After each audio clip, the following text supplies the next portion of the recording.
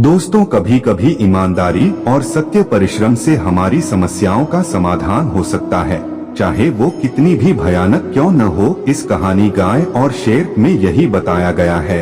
एक समय की बात है, एक पहाड़ी के नीचे लखनपुर नाम का एक गांव बसा था।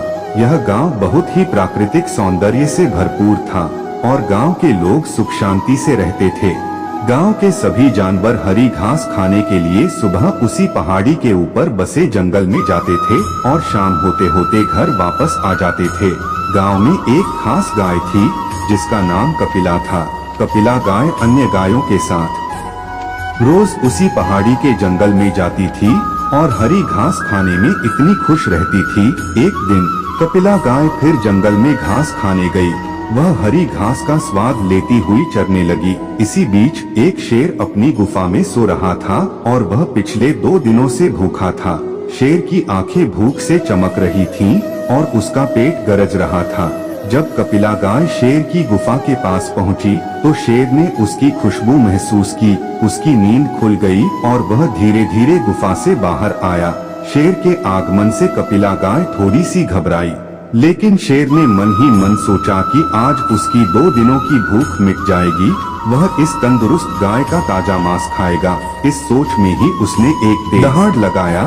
शेर की दहाड़ के साथ ही गाय का दिल धड़कने लगा। डर से उसकी आंखें फड़फड़ा गईं और वह जंगल की गहराइयों में दौड़ने लगी।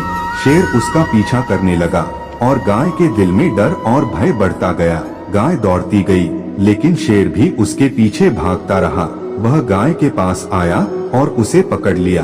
गाय ने आवाज निकलने की कोशिश करने पर शेर ने उसे डराया। अब तू मेरी शिकार है और मैं तुझे खा जाऊंगा। गाय के चेहरे पर डर और बेकाबू होने का प्रतीत हो रहा था, लेकिन तभी उसने शेर को एक दिलचस्प बात बताई। उसने कहा, कृपया मुझे न खाएं। मेरा छोटा सा बच्चा जो अभी ताजगी से पूर्णाहार पर नहीं आया है, सिर्फ मेरा दूध पीता है। उसके बिना वह जी नहीं सकता।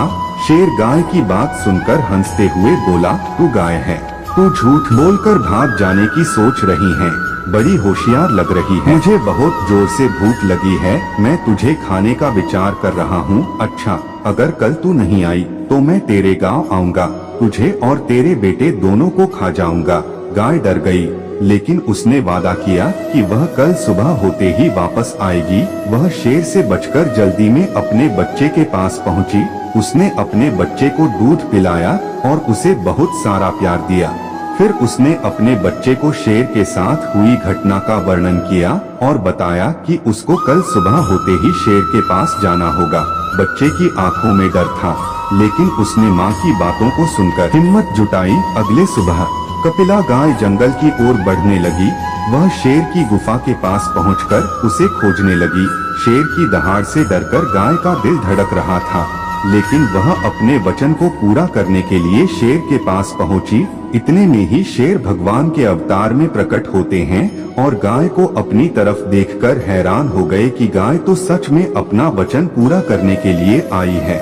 वह गाय के पास आते हैं और गाय के शांतिपूर्ण दृष्टिकोण और उसके वचन के प्रति विश्वास से प्रभावित होते हैं। उन्होंने गाय से कहा, तू मेरी परीक्षा में पास हो गई है, तुझे खाने का हक है, लेकिन मैं तुझे नहीं खाऊंगा। तूने ईमानदारी से अपने वचन को पूरा किया है और मैं तुझे और तेरे बच्चे को अलग करना नहीं चाहता। इसके बाद वो इस गाय को गौ माता होने का वरदान देते हैं और गांव के लोग उसे गौ माता के रूप में पूजने लगे।